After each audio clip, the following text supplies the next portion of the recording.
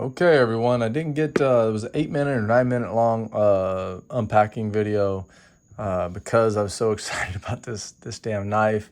We're gonna open up a package here from Dark Side of Link.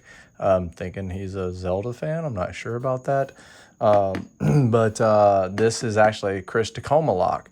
I sent Chris of Tacoma. I sent him I think a scorpion lock or something. And anyway, so this is his challenge lock. It's Tacoma. I know what's inside. We're going to get inside here. Before we do that, we're going to, again, give another shout out to this young man. What a fucking badass. It's so crazy sharp. We're going to go ahead. Somebody mentioned before they like the bourbons. They like the batch numbers. I think it's Georgia Jim or I don't know who it is really, but one of those guys who's kind of regular.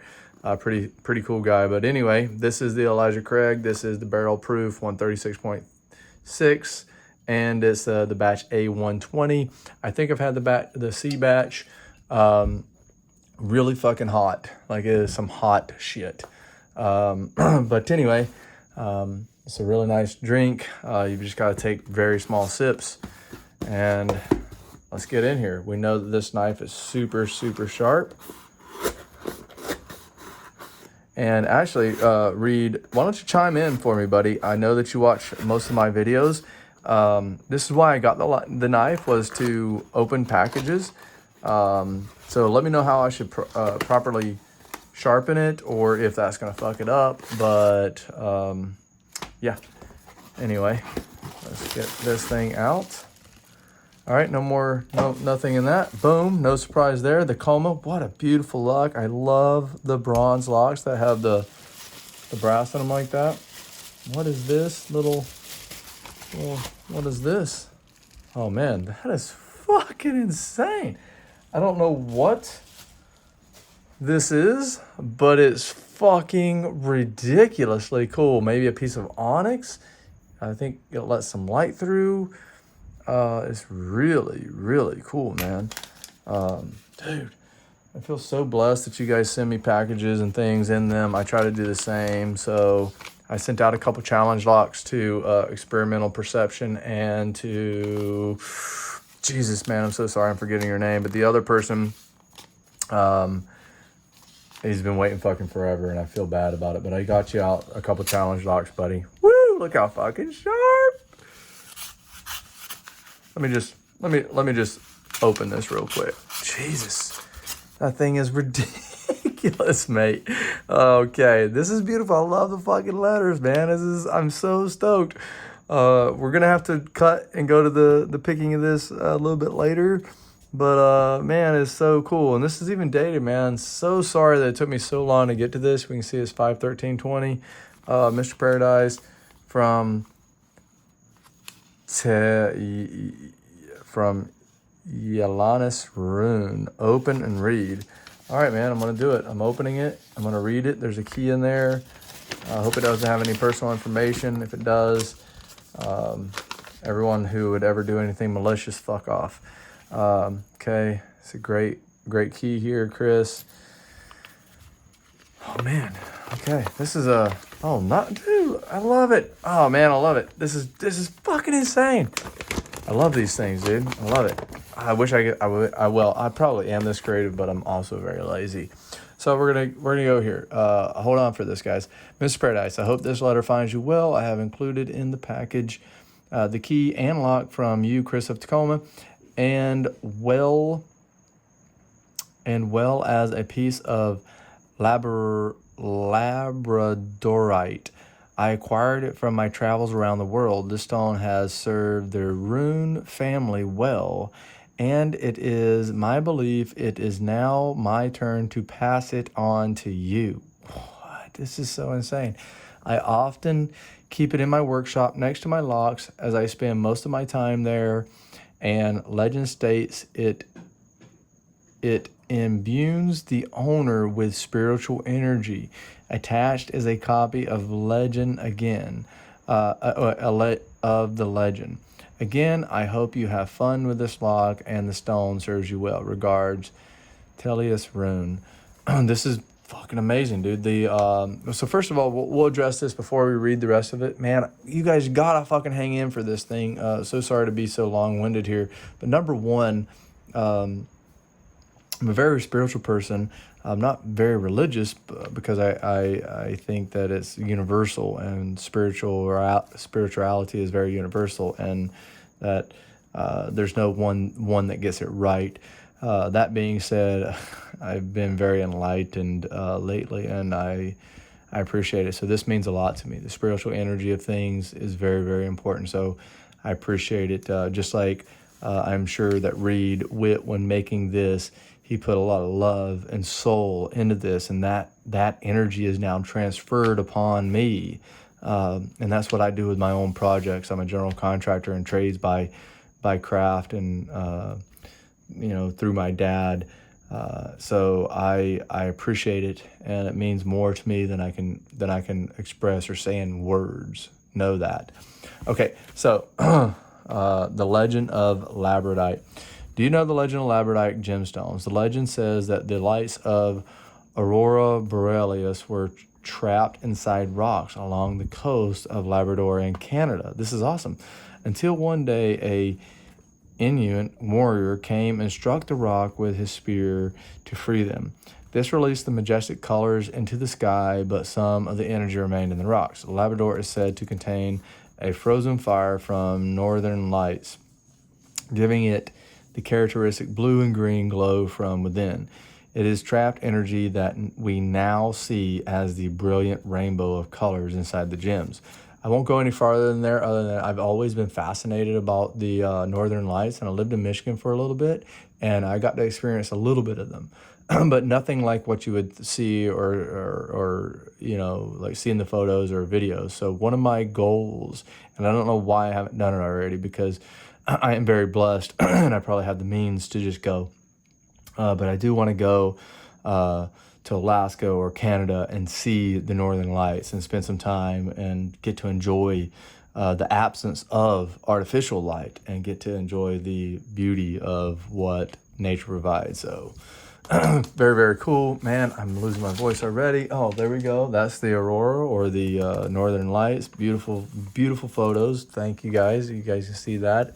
Google the images on this shit. It's fucking amazing if you're not aware of it. Also, where you see these types of lights, usually there's very little artificial light, and you can also see our galaxy in the sky, which every once in a while, time to time, I get to see here as well, here in Hawaii. And if we go to the Big Island or over on even Molokai, which I visit frequently, which is my neighboring island of Oahu, Molokai, we can still see the lights, though, from Oahu, which has Honolulu. It's a big city.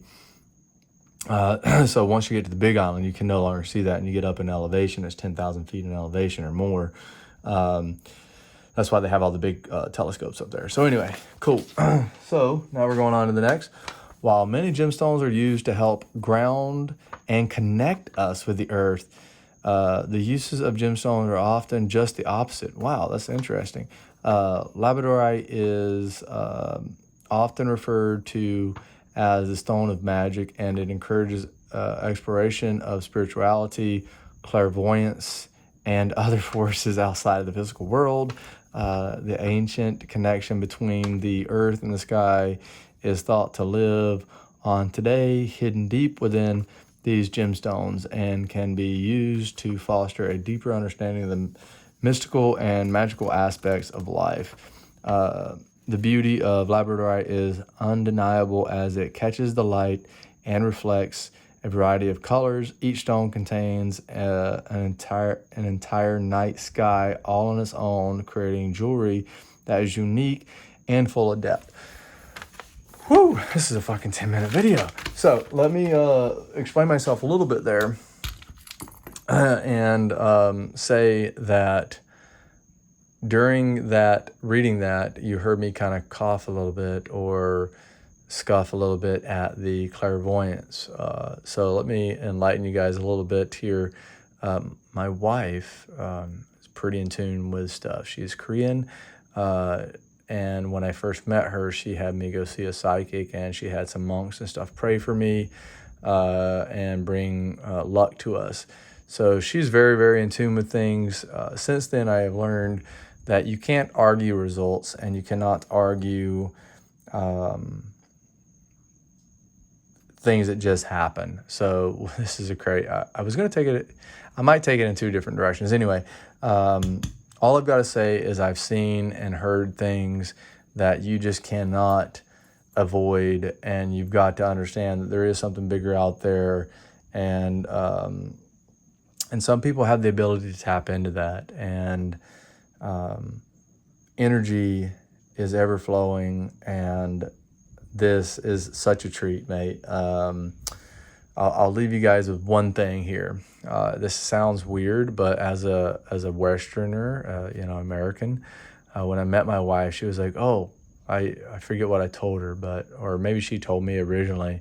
She was like, so basically, anyway, in the Asian culture or in the Korean culture, if you dream of doo-doo, shit, that means that you're going to get unexpected money. And I kid you not, when I heard that, I was like, well, that's ridiculous. And then I had a dream. And then very shortly thereafter, I got some very unexpected money. And it served every single time I have that, a dream about doo-doo. Then, yeah, absolutely, man. I get some unexpected money. And it's better if you touch the doo-doo in your dreams or whatever. Now, there's also a whole bunch of other things about water and whatnot that my wife could go on and on and on and on about. But anyway, I don't ever look too deep into these things. All I do is try to live a good, honest life. And I try to just be a good person, and, try to be in tune, though. Like, you've got to listen when things are, when there's signs or energy. Like, don't ignore them or pass them off as irrelevant. Even if you don't want to read too much into it, like, just acknowledge that it's there. And, yeah, enjoy those moments, because if you guys have ever driven in the car and then all of a sudden you're like, whoa, where did the last 10 minutes go? Those are actually blissful moments that everyone needs to reach more. Now, obviously, we don't need to reach it more while we're driving, but while we breathe and or meditate to get ourselves set. I don't do much meditation. I try to a little bit, but I do breathing regiments in the mornings, which is basically just breathe in and out for about 20 or 30 breaths, and then I hold my breath for 2 or 3 minutes or however long I can, never longer than the first urge I get to breathe. I just breathe. And then I do that for 2 or 3 rotations, and then I sit for about 5 or 10 minutes. And those 5 or 10 minutes are just a way for me to reset and realign, like, everything. It's really, really cool. I enjoy it. Other than that, I don't know if it does anything for me, but it does help me, I think, with breath holds while I'm diving. So anyway, that being said, man, I'm just rambling on. This fucking is so cool. I'm just trying to show off everything about it. Tune back in, guys. I'm going to get this thing in the vise and start picking it. I hope that, oh man, I don't know what to do with all this. I'm really, really stoked. I feel really, really blessed. I feel an overwhelming sense of love and, what is it? I'm just so incredibly blessed and so incredibly, like, happy that anyone would even consider sending things to me and handwriting letters and letting me enjoy these items before I pass them on to other people, even with challenge locks. People make these things, and we put a lot of time and energy into them, and that energy is transferred to who picks it and who gets it the next time, I think. Pin 1 on this thing is fucking ridiculous, Chris. All right, man.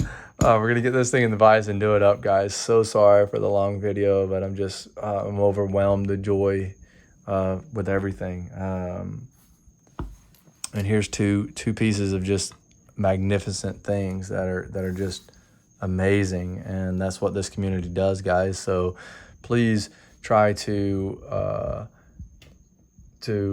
continue this type of things and send other people that you never know what kind of impact that's going to have on a person.